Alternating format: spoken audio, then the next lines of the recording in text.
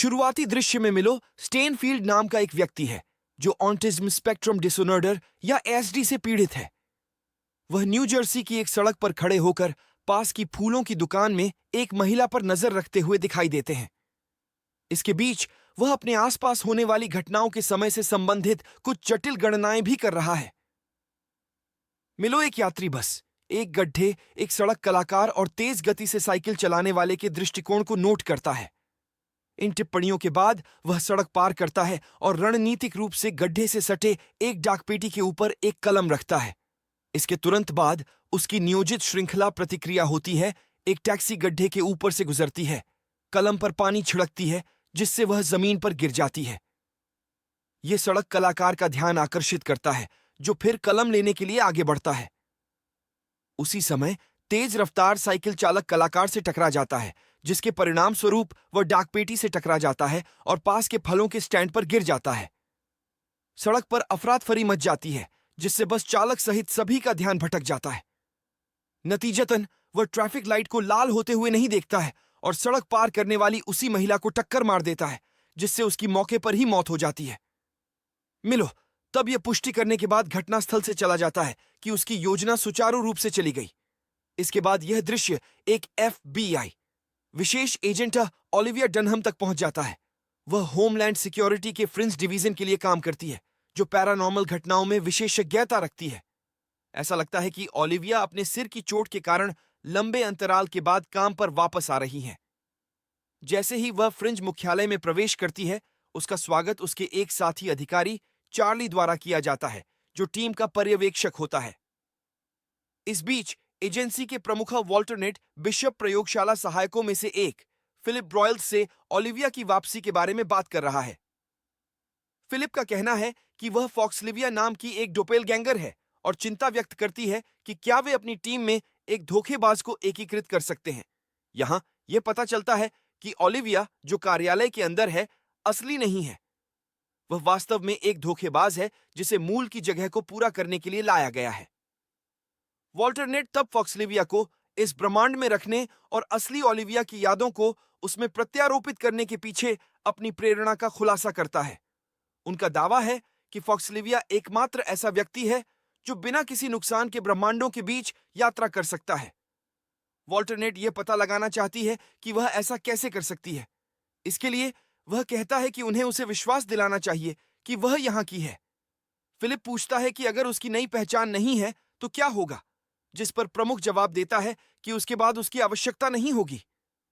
इसके बाद Charlie team को यादृच्छिक बस दुर्घटना के बारे में बताता है, जिसके बारे में वह दावा करता है कि यह इस सप्ताह में 2 बार हुई है।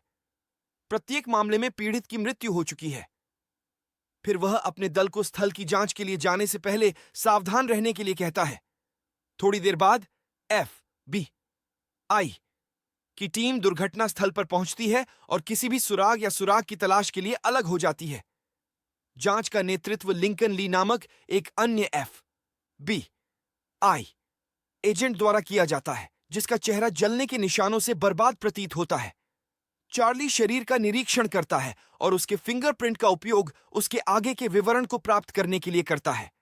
अंततः उसे पता चलता है कि मृतक महिला का नाम जूलियन फोस्टर है। इस बीच ओलिविया बस चालक से सवाल करती है, जो इस घटना से हिल गया है क्योंकि उसने अब तक कभी भी किसी पक्षी और जानवर को नहीं मारा है। हालांकि उन्हें घटनास्थल पर वही बॉल पॉइंट पेन मिलता है। चश्मदीद गवाहों से पूछताछ करने के बाद ओलिविया एजेंट ली के पास जाती है और उसे बताती है कि स्थानीय कलाकार कलम लेने के लिए नीचे झुक गया था, जिसके दौरान वह साइकिल सवार से टकरा गया और फ्रूट स्टैंड में गिर गया। यह सुनकर एजेंट ली अनुमान लगाता है कि कलम मुख्य तत्व है जिसने प्रतिक्रियाओं का एक क्रम बनाया, जिससे अंततः पीड़ित की मृत्यु हो गई। अगले दिन फ्रिंज मुख्यालय में एजेंट ली और चार्ली 2 दिनों में हुई बस दुर्घटनाओं के बीच संबंध का पता लगाने की कोशिश कर रहे हैं। एजेंट ली को पहली दुर्घटना की तस्वीर में वही बॉल पॉइंट पेन दिखाई देता है, जिससे वह और भी अधिक आश्वस्त हो जाता है कि किसी ने घटनाओं की श्रृंखला का आयोजन किया है। इसके बाद वे फ्रिंज एजेंसी एस्ट्रिड के एक गणितज्ञ से बात करने जाते हैं और उसे घटनाओं के बारे में बताते हैं। हालांकि वह दावा करती है कि कोई भी इंसान घटनाओं की ऐसी श्रृंखला को अंजाम नहीं दे सकता है और इसे 2 बार उसके पक्ष में ढाला जा सकता है। उनके तर्क के बीच इसी तरह की एक और बस दुर्घटना होती है जिससे एस्ट्रिड सदमे में आ जाता है। FBI के एजेंट तुरंत घटनास्थल पर जाते हैं और पाते हैं कि इस बार पीड़ित अभी भी जीवित हैं। राहगीरों से पूछताछ करने पर उन्हें पता चलता है कि एक कुत्ता अचानक सड़क पार कर गया, जिससे बस नियंत्रण खो बैठी। तभी ओलिविया एक समान बॉल पॉइंट पेन को जमीन पर लुढ़कते हुए देखती है, जिससे उसे एहसास होता है कि घटनाओं की श्रृंखला अब भी खत्म नहीं हुई है। वह चारों ओर देखती है और एक संदिग्ध मिलो को एक ऊपरी पुल से नीचे देखते हुए देखती है। कुछ ही समय बाद ईयरबड पहने एक आदमी सड़क पार करने के लिए आगे बढ़ता है। केवल एक आने वाली एम्बुलेंस उसे टक्कर मारती है। अपने संदेह के बारे में पुष्टि करते हुए ओलिविया अपनी टीम को सचेत करती है और मिलो की ओर दौड़ती है। यह देखकर बाद वाला तुरंत घटनाओं की एक और श्रृंखला की गणना करता है और पुल से एक साइकिल फेंक देता है। यह एक बस को अपना रास्ता बदलने और ओवरहेड पुल के ठीक नीचे गाड़ी चलाने के लिए प्रेरित करता है। ओलिविया उसे बंदूक की नोक पर पकड़ती है, उसे आत्मसमर्पण करने की धमकी देती है, लेकिन मिलो पुल से कूद जाता है, बस की छत पर उतर जाता है और भाग जाता है। इस घटना के बाद मिलो घर लौटता है और अपनी बहन मेडलिन को उसके लिए चिंतित पाता है। वह उसे बताती है कि उसे अस्पताल से कई कॉल आ रहे हैं, लेकिन वह उसे अनदेखा कर देता है। फिर वह उसे आत्मसमर्पण करने के लिए मनाने की कोशिश करती है, यह दावा करते हुए कि वह बहुत दूर चला गया है। हालांकि मिलो उसके कार्यों का अनुमान लगाता है और उसे प्रभावी रूप से चुप कराते हुए अपने वाक्यों को पूरा करता है। कुछ ही समय बाद मेडलिन उसे एक छोटा प्लास्टिक के घोड़े का खिलौना दिखाती है, जो उनकी मां की ओर से एक अनुस्मारक है। इससे वह असहज महसूस करता है और वह यह कहते हुए चला जाता है कि यह अब अप्रासंगिक है। दूसरी ओर एजेंट ली को उसकी नियमित त्वचा जांच के लिए अस्पताल ले जाया जाता है। जले हुए कक्ष में प्रवेश करने से पहले वह ओलिविया को 3 पीड़ितों के बीच समानता खोजने पर ध्यान केंद्रित करने के लिए कहता है। उसके निर्देश पर ध्यान देते हुए ओलिविया वापस मुख्यालय लौटती है और दुर्घटनाओं के गवाहों से बात करना शुरू कर देती है। कुछ समय के निरीक्षण के बाद उसे 3 पीड़ितों और एक चिकित्सा केंद्र के बीच संबंधों का पता चलता है। वे तीनों प्रत्यक्ष या अप्रत्यक्ष रूप से इस केंद्र से संबंधित थे। वह अपनी खोज को चार्ली के साथ साझा करती है और दोनों तुरंत इसी चिकित्सा केंद्र में जाते हैं। वहां पहुंचने पर ओलिविया ने देखा कि रोगियों का एक समूह एक ही बॉल पॉइंट पेन का उपयोग कर रहा है, क्योंकि वे डिजिटल उपकरणों का सामना करने में असमर्थ हैं। बाद में वे एक मुख्य चिकित्सक लेविन से मिलते हैं, जो बस दुर्घटनाओं के तीनों पीड़ितों की पहचान करता है। पीड़ितों के बारे में कुछ विवरण देने के बाद डॉ लेविन बताते हैं कि वे मानसिक रूप से विकलांग रोगियों को उनकी बुद्धि को बढ़ावा देने के लिए प्रयोगात्मक प्रक्रियाओं के साथ मदद कर रहे हैं। वह उन्हें अपने रोगियों का वीडियो फुटेज भी दिखाता है, जिसमें ओलिविया मिलो को देखती है। उसके बारे में पूछने पर डॉ लेविन जवाब देते हैं कि वह उनके रोगियों में से एक है जो उसी दवा परीक्षण से गुजरे थे जिसने उनके IQ को तेजी से बढ़ाया था। वह आगे कहता है कि मिलो को उसकी बहन की देखरेख में अस्पताल से छुट्टी दे दी गई थी और प्रयोगात्मक प्रक्रिया को उलटने के लिए उसे वापस लौटना था। लेकिन अब वह उनके कॉल का जवाब नहीं दे रहा है और वह उन सभी को मार रहा है जो उसे नियंत्रित करने की कोशिश कर रहे हैं। मिलो की बहन के बारे में जानने के बाद FBI के एजेंटों ने उससे मिलने का फैसला किया। उनसे अनजान मिलो ओलिविया पर कड़ी नजर रख रहा है, उसकी हरकतों के हर एक पैटर्न को देख रहा है और उसके अगले कदम की भविष्यवाणी कर रहा है। बाद में चार्ली और ओलिविया मिलो के घर पहुंचते हैं, जहां मेडलिन उनका स्वागत करती है। वे उससे मिलो के ठिकाने के बारे में पूछते हैं, लेकिन वह इसके बारे में अनजान होने का दावा करती है। यह महसूस करते हुए कि वह कुछ छिपा रही है, एजेंट उसे उसके द्वारा किए गए अपराधों के बारे में बताते हैं और उसे स्वतंत्र रूप से घूमने देना कितना खतरनाक है। जबकि चार्ली मिलो के कमरे की जांच करने जाता है, ओलिविया अपनी दिवंगत बहन के बारे में बताती है कि कैसे वे एक दूसरे की देखभाल करते थे। इनको अपने भाई के बारे में अधिक जानकारी साझा करने के लिए पर्याप्त सांत्वना देता है। वह बताती है कि मिलो कई घटनाओं के परिणाम की भविष्यवाणी करने में सक्षम है और वह उसे खिलौना घोड़ा दिखाकर ही मिलो की एकाग्रता को तोड़ सकती है।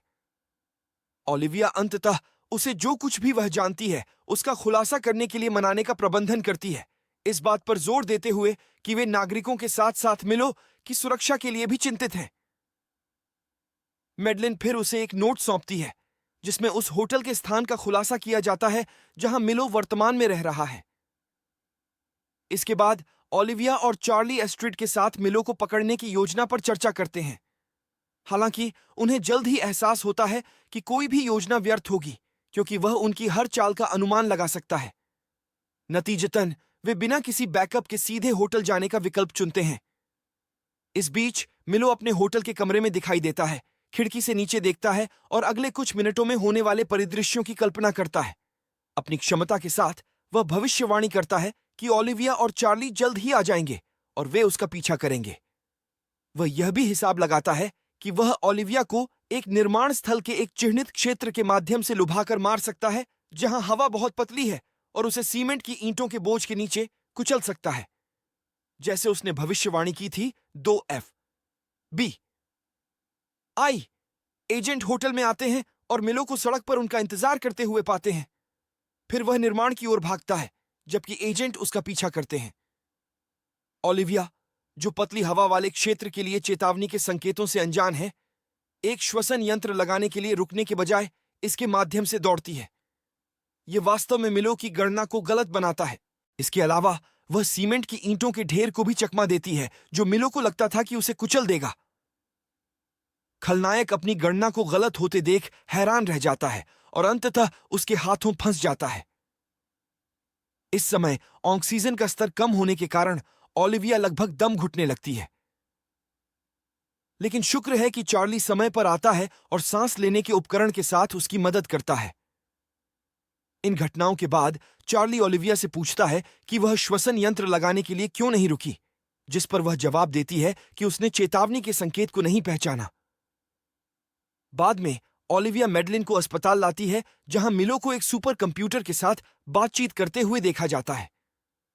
डॉक्टर के अनुसार आईक्यू बढ़ाने वाली दवा मिलो के दिमाग में बहुत लंबे समय से है, जिसके कारण वे रिवर्सिंग प्रक्रिया को पूरा करने में असमर्थ हैं।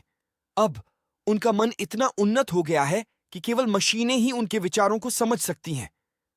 इस खबर से दुखी होकर मेडलिन कमरे के अंदर जाती है और खिलौना घोड़े को अपने भाई के सामने छोड़ देती है। उसी शाम ओलिविया अपने स्थान पर होती है जब वह दूसरे ब्रह्मांड के अपने प्रेमी पीटर के दर्शन का अनुभव करती है। वह उसे बताता है कि वह इस ब्रह्मांड से संबंधित नहीं है। अपने दावे का समर्थन करने के लिए वह याद दिलाता है कि कैसे इस ब्रह्मांड के बारे में उसके ज्ञान की कमी ने पहले उसकी जान बचाई थी। उनके अनुसार अगर वह चेतावनी के संकेतों को पहचान लेती और वहीं रुक जाती तो उसकी मौत हो जाती। पीटर उसे अपनी सभी यादों को याद करने की कोशिश करने के लिए प्रोत्साहित करता है और गायब होने से पहले उसे चूम लेता है।